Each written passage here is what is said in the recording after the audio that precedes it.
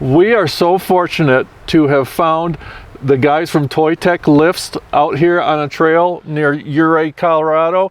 And this, I'd like to introduce you to Mike. He's the service guy at ToyTec lifts, and he's going to do us a fantastic walk around of the ToyTec 4Runner.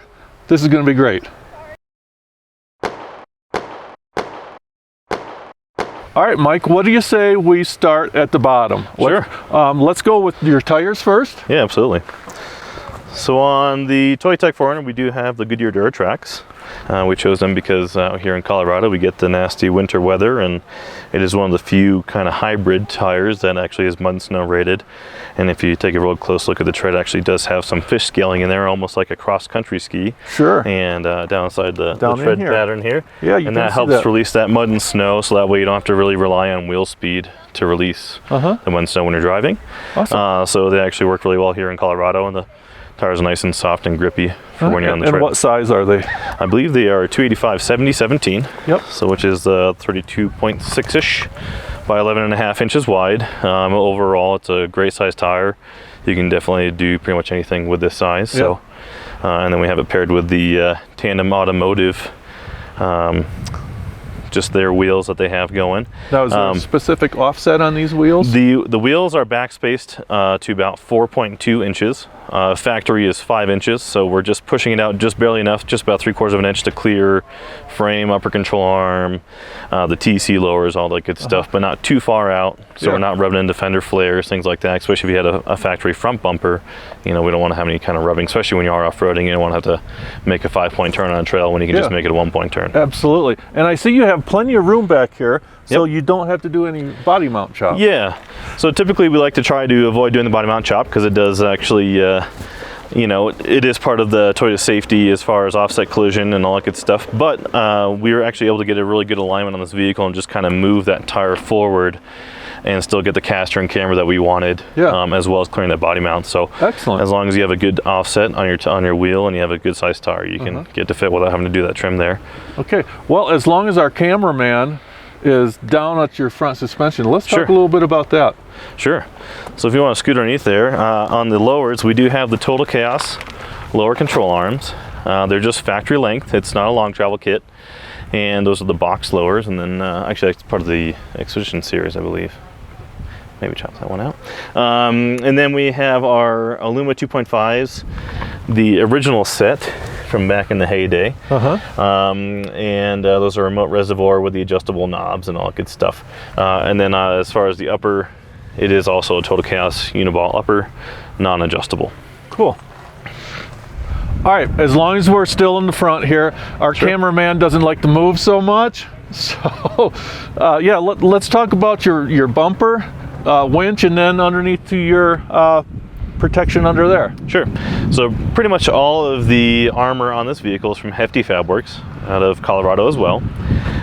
We have it paired with a come-up winch. We are a big fan of the come-ups. They're nice waterproof. They're pretty lightweight and decently inexpensive for what you get out of the package. I like that the clutch this is the clutch, right? Yeah, we actually had to make a custom bit to go in here so that it extends out of the bumper a little bit, because before just the T-handle was just right into the bumper face. And so we just made a little extension there so we can actually engage, disengage, and use it properly. And underneath as well, it's all Hefty Fabs, new sliders and skid plates, and their new aluminum series that they just came out with not too long ago. And they put your logo on? Yes, they did, yep. So that's the bumper filler plate, and they threw our logo on there for us. Nice. A little bit of diamond plate behind there. Very cool. Okay, now we're coming down the side of the 4Runner, and you have sliders, obviously. Yep. What kind are those? So these are also Hefty Fabworks. They are also aluminum.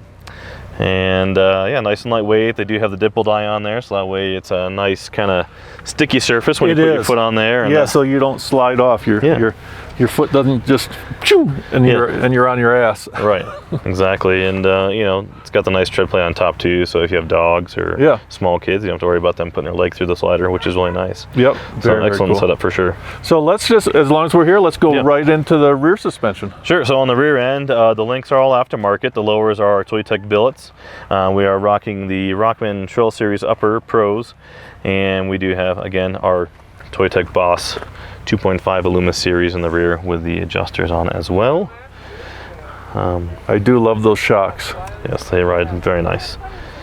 And I also see you have a different Panhard bar underneath there. Yep, so we're also equipped with the ToyTec billet aluminum adjustable Panhard bar as well, so we can help center that rear axle back underneath the vehicle for proper alignment. Yeah, because a lot of people don't realize that once you raise it up, it shifts that axle over a tad bit. It just kind of sticks it out to the side there, and then it kind of gives you a dog walk down the highway. You won't really notice it inside because you'll probably go get an alignment afterwards, and the front's aligned to the rear.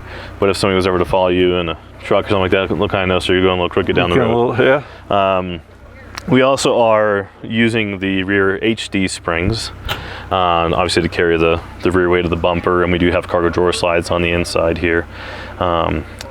Now are those the HD or the Super HD? These are just the HDs. The rear bumper is also made out of aluminum. We're only carrying a 33-inch spare tire, so it doesn't weigh too much. Yeah, we're using the extra heavy duty ones because we have a whole lot more weight in the back, and it doesn't. Those don't. You would think it's super heavy duty spring like that, it'd ride really rough and harsh, but it doesn't. It rides absolutely perfect with the weight on it. I would imagine if you didn't have all that weight on the back, though, it would probably ride like a lumber wagon, huh? Yeah. So with the ToyTec springs, so we try to engineer them a little bit differently compared to some other manufacturers out there. We usually kind of give you a taller free height, so we kind of squish it down a little bit further, but we're not going to increase that spring rate immensely because not everybody rides around with all of their gear in the back all the time. True. You know, it's a variable weight. It's not a constant weight. Okay. So, you know, most of the springs are good for a certain amount of constant weight, but then you can variably put in up to 600 pounds, say on the XDs, or on these, you know, these are good usually up to about 300 pounds or so. You can probably put a little bit more as well. You just have to maybe do a little bit of squat. But we just do the free height is a little bit taller. You know, the spring rate changes maybe. I think our RCC 2.0s are 186 pounds. These ones are about 220, and the XDs is a little bit heavier than that. So yeah, we just kind of scale it up, but not too much. We don't want to stiffen up the ride to where it's unbearable. You still have to drive this on the road and washboard roads and stuff. You have to have a good spring under there. And these are awesome. Yes, they ride very nice. As long as we're back here, rear bumper. Yeah, we can swing it open and take a peek and see what's inside.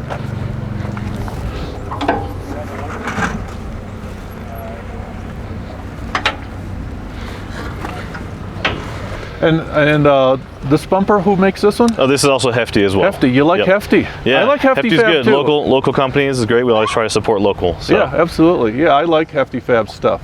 Yeah. And what do you got in the back? Not too much. We got a couple ARB drawer slides in the back here. We do the roller drawers.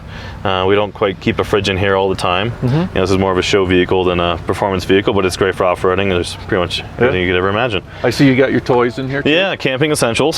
So we do have the ARB jack, camp chair, table. It's really nice. I do enjoy about this 4Runner just because it has the factory Toyota slide, so you can actually pull it out. You know, this supports up to 440 pounds or something like that, and then now you can actually get all the way into your drawer too, which is really nice. Very nice. But yeah. Very cool. Very nice little setup for sure. And I see you have a Rhino Rack on top? Yeah, so we have the Rhino Rack, 3/4 rack with the backbone system, so it's nice and low profile for you. It's only about 3.5 inches above your roof line, so if you're worried about fitting into a garage at home, this is a wonderful roof rack for you. Yeah, some of the other brands out there stick up quite a bit higher. And then we do have the recovery board mount as well, which is really simple, just twist, turn knobs. But yeah. Nice. Fantastic system, very universal. You can pretty much bolt anything you want on there. I see they do have a lot of accessory. They do. Bolt-on accessories. They sure do. And then if you really wanted to, you can go to Ace Hardware, get a half 20 bolt, and the head fits down inside the T-slot, and you can pretty much mount whatever you want on there. So it's very, very universal. Nice. Yeah. Okay, we saved the best for last. Let's look underneath the hood. Sure thing. All right, Mike. Yes, sir. What do we have under here? So we do have the Magnuson Supercharger. Damn you! Yes, paired up with the AFE Supercharger intake. So we get some pretty good airflow in here, and yeah, it makes a huge difference on these vehicles for sure. And even the newer Tacomas, the Supercharger really changes how the whole vehicle responds, shift points, all that good stuff, because it does come with a tune as well. It does add a couple more things you got to check on, like you have a new coolant reservoir and you have a cooler up front now, but overall, you know, it's just a wonderful modification put on the vehicle, especially if it is a daily driver or if it is your overlanding rig. A lot of the times when you're making an overlanding rig, you're not really changing the gear ratio too much. You know, you're staying with smaller tires. But what you really are changing is the fact that you're over payload. So you're really affecting your power to weight ratio. So this is one of the truly only the ways to kind of get back that factory power to weight ratio, which is really important for doing the passes, especially out here in Colorado. So how much extra horsepower does this add on average? So advertised is like a 30% gain or so. Okay. And it's definitely quite noticeable. Yeah. There's no exact numbers, we haven't dynoed it yet, but yeah, it's definitely quite noticeable. Now, does this produce the power throughout the power curve, or does it come in later? Nope. So the benefits of a supercharger is that it's always spinning when your engine's spinning. So unlike a turbo where you have to build up boost and then it starts pushing power to the motor, this is always creating power. So you'll have that nice, almost straight line up of power. Awesome. And it kind of it'll parallel your exact power band as well. If you're ever looking at the dyno sheets, you know, this will just have more power throughout the whole range. Awesome. So for off-roading, when you're doing trails and stuff, and you're in a lower RPM on the motor, you're still making more power, so you're not really trying to fish for it or trying to get up to boost. Yeah. Because a lot of times with a turbo and an off-roading vehicle, I mean, sure, you could get more power, but a lot of times you're waiting for a higher RPM, and then you're breaking loose on the trail. Breaking loose means now you're breaking differentials or CV axles, all that good stuff. So a supercharger kind of gives you that nice power down low, and it carries throughout the whole bandwidth. Nice. So very nice. Very, very nice. And I also noticed riding with you on these trails that you have a different exhaust on here. Can you tell us a little bit about that? Yeah, so we have the MagnaFlow Overland series. We do have it currently in the Stage 2 setup. They give you 3 different stages of how loud or how moderate you want to sound. So it's in the Stage 2 right now. And it's just a little nice extra tone to the vehicle. It's not too drony, but it just kind of gives you that nice growl when you're climbing along. Lets people know that you're serious. Yeah, just kind of creeping along on the trail. Yeah, it sounds really good. It does. Yep. So I also see, Mike, that you have a different type of battery up here than Correct. stock? Yeah, when we start getting into the winches and the aftermarket accessories like light bars and fridges and all that good stuff, we usually try to recommend to go to a different battery other than your factory lead acid. Lead acid is a single-purpose battery. It's made for starting your car, but it doesn't have any kind of reserve capacity.